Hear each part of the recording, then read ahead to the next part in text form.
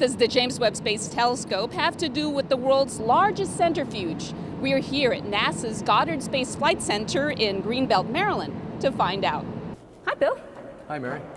I was told you can tell us more about this centrifuge that we're standing on. The only centrifuge I know is in my chemistry lab. It's exactly like that, except bigger. So why does Goddard have such a big centrifuge? Well, we use the centrifuge here to generate the same forces that a payload would see when it's launched in a rocket. How big is this thing? This room is about 150 feet in diameter, and the centrifuge is about 140 feet in diameter. We can spin this arm to about 156 miles an hour, but the wind is actually 200 miles an hour when we're spinning. So is it like being in a hurricane or something? If you were in the center of the centrifuge and it was spinning, you would see or feel no load. So what kind of payloads, if you will, do you test on a centrifuge of this size? We test large spacecraft. We've tested small parts of the spacecraft. We've tested SUVs here on this centrifuge.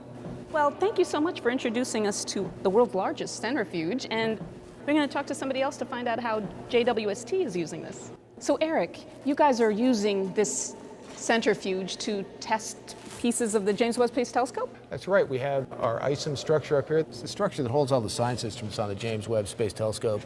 And we're using the centrifuge kind of like a big merry-go-round. Spin it up really fast and show that the structure can hang on to the telescope just like it'll have to do during launch. We're going to test to 7 Gs to show that it can hold on to the rocket. 7 Gs, is it like we are 7 times heavier than we are? That's exactly what it is. 7 times the Earth's gravity. And then when it gets to 0 G way out in space, we have to show that it's the same shape as it was here on Earth. Well, thanks, Eric, for showing us how the James Webb Space Telescope program is using the centrifuge. My pleasure. Now you can see how a virtual spin around the block will help make sure the James Webb Space Telescope withstands the forces and stresses during launch. Thanks for joining us for another edition of Behind the Web.